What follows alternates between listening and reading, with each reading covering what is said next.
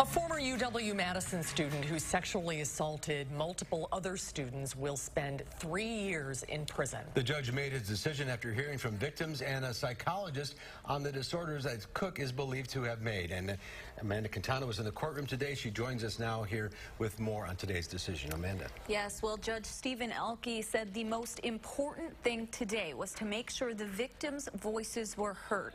He knew some would be disappointed by this sentence he handed out today, but he wanted them to know that he listened to each of their stories carefully. I'm sorry. I was wrong. You told the truth and everyone should believe you.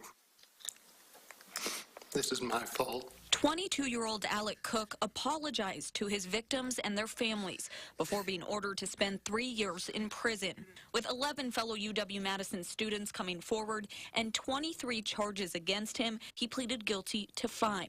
Sentenced for those today, 3 counts of sexual assault, strangulation and suffocation, and stalking. In less than 24 hours, my body became a crime scene and my life had changed forever.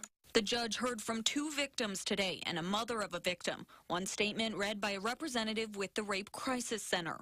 Part of me died in order to survive that night with him, and part of me will never grow back. Speaking about PTSD symptoms they still experience after being assaulted by Cook, made worse when they saw him on campus.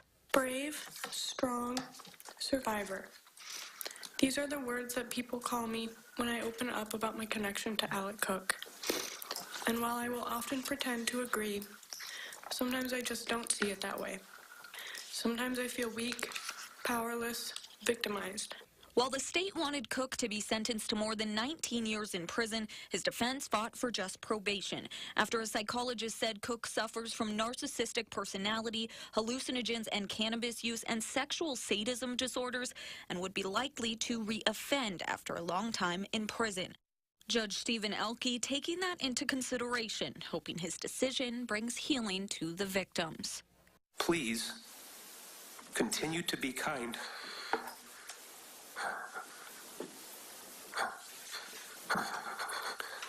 I'm sorry, and positive. And don't let him take that from you. After serving his time, Cook will be on probation for 8 years, 5 years for the sexual assault charges and 3 for the strangulation and stalking charges. He also cannot have contact with any of the victims, and he will be on a sex offender registry for 15 years. Emotional day, that's for sure. Amanda, thank you. Thank you, Amanda.